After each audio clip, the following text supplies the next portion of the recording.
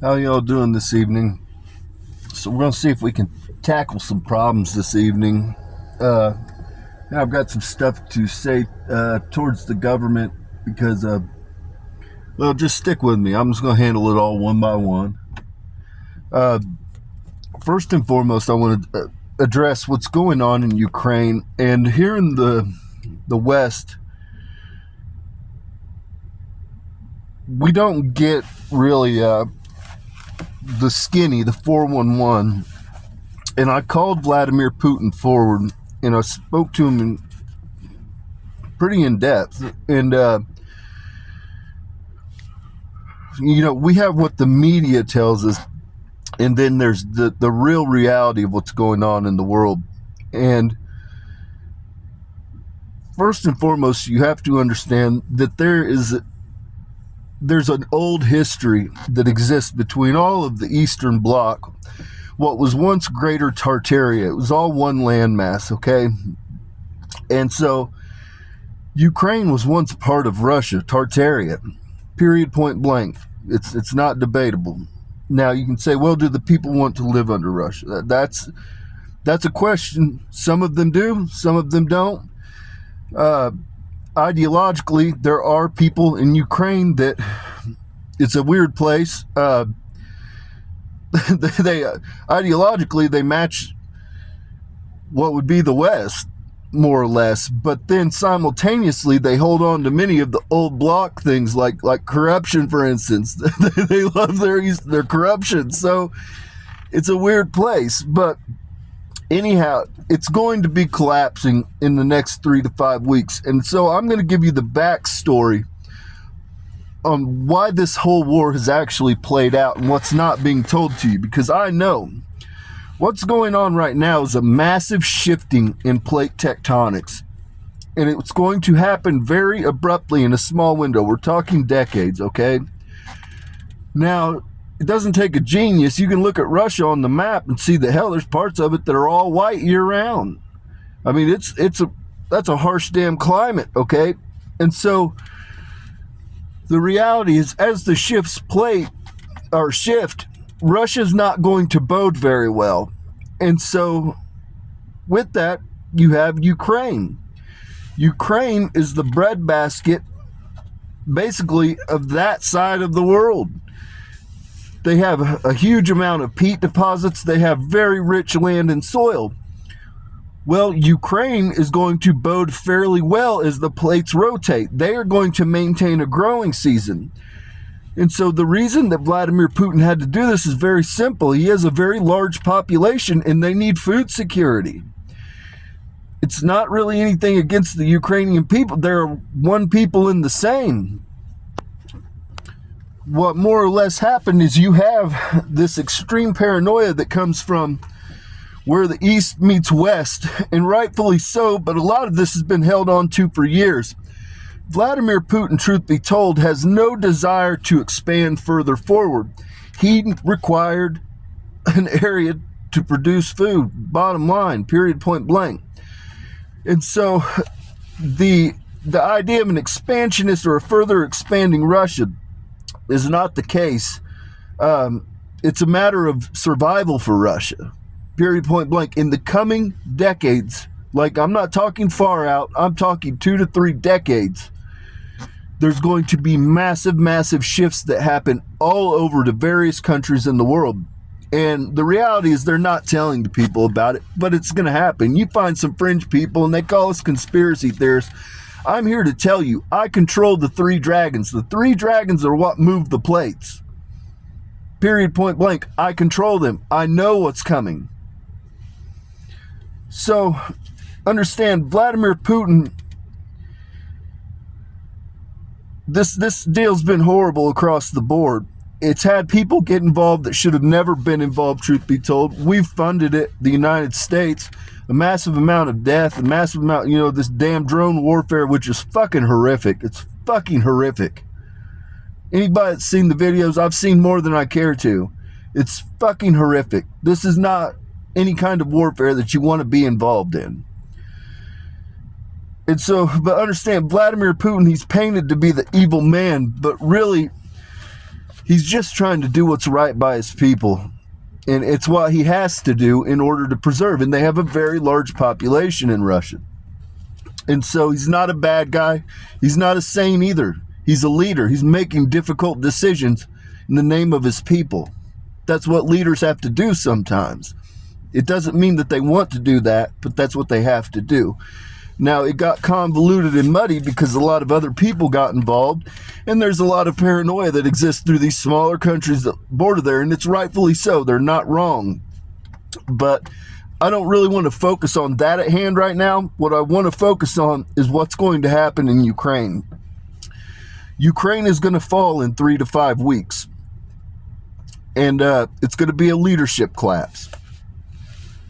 And so with that, you're going to have probably around 4 million people that need to be displaced or temporarily housed.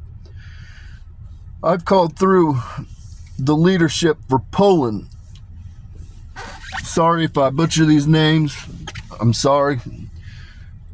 Karol Nawrocki. Slovakia, Peter Pellegrini. Hungary, Katalin Novak. Romania, Klaus Johannes. Moldova, Mai Sandu. I'm respectfully asking that you all open your borders to the Ukrainians that will be displaced as the line falls. What you're going to have happen, and I've spoken to Vladimir, this is imperative too. He has given me his word there will be no ethnic cleansing. Now, with that, whenever you have a line, war is war. War is horrible. There's failures in communication. There's all kinds of numbers of things that happen. And so to say that there'll be no isolated incidents, you're a liar if you say that. It's war. Things happen. But he's going to do his best to preserve life as they push through and take Ukraine. There'll be a 20-mile wide demilitarized zone that separates the east from the west. And so he's going to do his best to secure life and to try to guarantee. But again, it's war. Bad shit happens in war. Period, point blank. He can't be responsible for what happens in some isolated town, but shit, it always happens in war. There's never been a war where there's not been isolated cases. When lines fail, there's always bad shit that happens. You go right down the list. So, with that, I respectfully ask that these leaders that share, now Belarus, because of their loyalty to Russia, he did not want to commit to anything, and that's completely understandable. But to those that are loyal to the West or more westernized, I respectfully ask that you open your borders on January 1st, 2026, and allow the Ukrainians, at least the women and children, to pass. This has been a horrible thing for everybody involved. The reality is many of these, not all of them, but many of these countries are predominantly Christian countries. Specifically comes to mind Poland and Hungary. And the reality is the people of Ukraine share a similar ideological belief. They're not going to be a detriment to your society. They're going to be able to integrate into your societies. And they share a common core belief in Jesus Christ, and they share the same God. And so I would plead to you to look in your hearts and ask yourself, how would Jesus treat these people? How would Jesus treat his neighbor? And we can't profess to be Christian nations but not do the Christian thing. And when it comes to refugees and the displaced population from a war zone, the Christian thing would be to open the gates and allow those people to pass. And so with that, I'm going to end on that. Well, on that topic, and I'm going to move on to some other things. And so last night, I woke up this morning. It was kind of crazy. I woke up this morning to the spirits of a bunch of congressmen and senators standing around me. I was like, what in the fuck is going on here? And anyhow, you all got the dreams with the flaming door, and you all passed through. And so you came to see the Alpha and the Omega. And so with that, I was put a little bit put off, I'm not gonna lie. And then you came through in droves. And so I told you, hey, I'm gonna address everybody in the afternoon. Well, I had an appointment I had to go to, and so I then drove around to fuck off for a few minutes. And so I didn't get back till about 4 o'clock. And this is where it gets real wild. I address all these congressmen and senators, and you can't make this up. I'm addressing them outside, and I'm sitting in my vehicle because we've got like 7-8 inches of snow here right now. It's windy as hell every day here, and so we got giant drifts. And so anyhow, I'm sitting here, I address them, and you can't make this up. A giant damn bald eagle flies directly overhead 2 times, swoops us. Now here's where it gets, we don't have bald eagles here. Like, there's some that are kind of like far away, but I've never seen a bald eagle over my home. Not only did I have one swoop once, I had a bald eagle swoop twice. And so God loves to work. He likes pulling strings and making shit happen. And so immediately I saw this giant damn bald eagle. I said, it's a sign. It's a sign. And so tonight in your dreams, the people that came through, the senators and congressmen, you are going to have a dream that has the physical me, but includes a bald eagle. It's going to be your confirmation.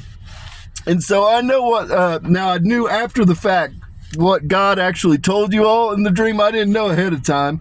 You know, not everything's made for me to know. I let him do his job, I do my job. That's how we get down. And so, but after the fact, I was able to find out. And he showed the American senators and congressmen, he showed you what is to come of America. And who I will be and who Alexandria Ocasio-Cortez will be. Now with that, Alexandria Ocasio-Cortez, God gave you a different vision. He gave you a very different vision. He gave you the 411, the skinny on it. And so what was that vision? He told me to tell this because only you and I would know this.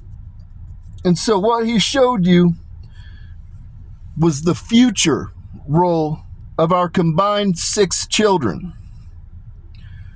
John, Jaden, Jameson, Jacob, Isabella, and Amaryllis. He showed you what they will do in their future lives. And to say that they do great things is an understatement. That is the living line of David. And you know what I'm talking about. Nobody else knows, but you know. And so, with that, senators, congressmen, get ready to see a fucking bald eagle perched on my shoulder or some shit tonight. I told God that that's what needed to happen. I said, oh, that fucker needs to be perched on my shoulder. He said, yeah, so we'll see what happens, but expect to see a damn bald eagle and me in your dreams. So, with that, peace and blessings be upon all your homes. I think I touched everything that I needed to touch. If I forgot something, I'll come back and I'll get to it again. But with that, peace and blessings be upon your home. May your paths be paved in gold. Today's been a real crazy day, guys. There's been a whole lot of happenings going on today. It's getting real weird around here. Like I'm getting ready to change my name like the Whispering Wind or something. I'm pretty sure I got some of that Indian in me because I got shit talking to me left and right. I got trees whispering to me, all kinds of fuckery going on. It's getting real weird over here. I'm getting the psychic level or tuning is going through the roof. Like I'm entering bizarro state now. Like I got snowflakes talking, all kinds of shit going on. It's really getting crazy. I can hear people. Literally, if I listen to a song on the radio and I don't declare before I listen to a song, whoever I'm listening to will be pulled through and begin talking to me. It's getting really wild. So that's how I can make all this happen, though. All I have to do is speak their name. Think about them. I can either have a visual picture or speak their name, and they come right through. Moving and shaking, getting shit done. That's what's happening. So, with that, I'm signing off. Hope y'all have a good night. Blessed evening.